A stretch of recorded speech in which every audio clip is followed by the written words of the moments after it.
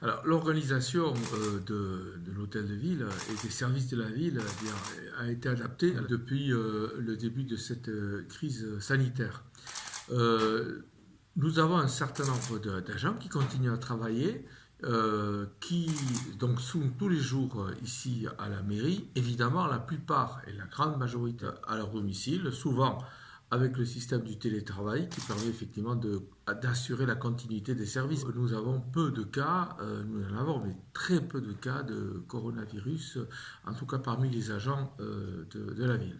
Nous avons eu, vous le savez, à l'EHPAD d'Arambier, 3 cas déclarés de coronavirus, en réalité même 4, 2 chez des résidentes et 2 chez des agents. Ces cas aujourd'hui sont élucidés, ce sont des personnes qui ont pu reprendre leur activité ou rentrer à nouveau à la maison de retraite.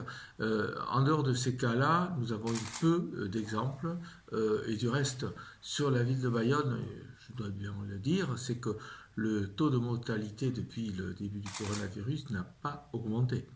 Il nous fallait mettre en place un dispositif qui fasse que s'il y avait une épidémie beaucoup plus importante que ce que l'on a finalement observé, eh bien, on puisse être en mesure de pouvoir recevoir dans un milieu sanitaire normal la population.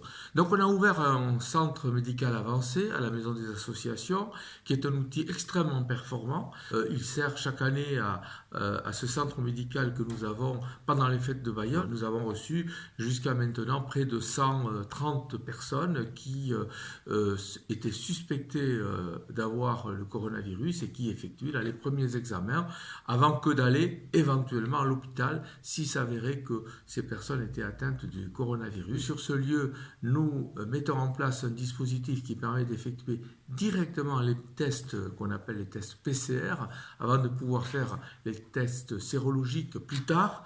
Nous avons donc mis en place un dispositif qui va fonctionner dans les jours qui viennent pour effectuer des tests PCR et qui permettent ensuite d'avoir des résultats dans les heures qui suivent et pour vérifier si une personne effectivement est atteinte ou pas. La communauté d'agglomération a également pris des initiatives dans ce domaine parce que les communes nous l'ont demandé et certaines d'entre elles n'avaient pas les moyens logistiques et peut-être aussi financiers pour pouvoir se doter de ce matériel. Je pense en particulier des masques, mais pas seulement des masques, mais aussi des blouses qui sont nécessaires dans un certain nombre d'établissements de santé. J'ai fait une commande hier, dans l'après-midi, de 600 000 masques qui vont être disponibles pour le grand public y compris dans les semaines qui viennent. J'ai souhaité que dès que le confinement serait effectif, et le président de la République l'a annoncé pour le 11 mai,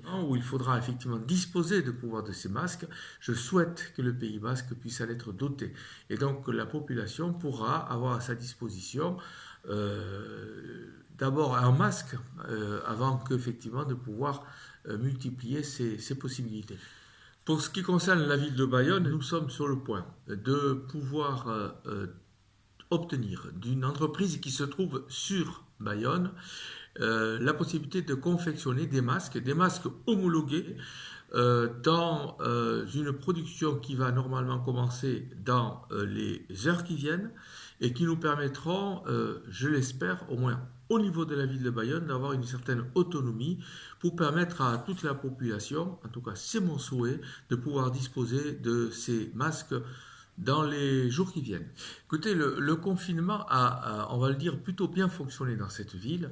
La police municipale a fait un travail remarquable de ce point de vue. D'abord de pédagogie. Nous avons peu de cas de coronavirus. Et tant mieux, ça veut dire que le confinement se passe bien.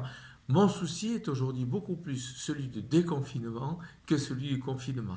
Je suis assez optimiste finalement, je l'étais moins il y a une semaine, je commence à l'être maintenant parce que nous avons pu trouver des entreprises qui vont pouvoir fabriquer ces masques. Même si les fêtes de Bayonne se déroulent fin juillet et que le président de la République a annoncé possiblement des festivals en France à la deuxième quinzaine du mois de juillet. Il a été d'ailleurs très prudent sur ce point. Et donc, nous avons été dans l'obligation de tirer les conséquences de cela et de dire que Bayonne allait aussi devoir, comme les autres villes de France, décider de ne pas tenir un certain nombre de manifestations. Alors, la question se posera pour la période après l'été, au-delà peut-être du mois d'août, et à ce moment-là, il y aura certainement des décisions à prendre. Pour ce qui me concerne, je considère qu'on ne peut pas les prendre en cet instant.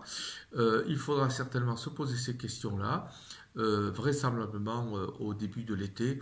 J'ai donc prévu à la fin du mois de juin de mettre à plat tout cela, et puis on verra ça en fonction de ce que sera le contexte sanitaire du moment. Nous allons mettre en place un plan très important, et cela on ne le fera pas seul, on le fera bien sûr avec la région Nouvelle-Aquitaine, on le fera aussi avec l'État. Il faudra que la trésorerie des entreprises puisse être autant que faire se peut soutenue, et il faudra aussi favoriser la relance économique. Et donc des fonds seront prévus. Je ne peux pas vous dire à cet instant combien, parce qu'il faudra bien sûr que je consulte mes collègues.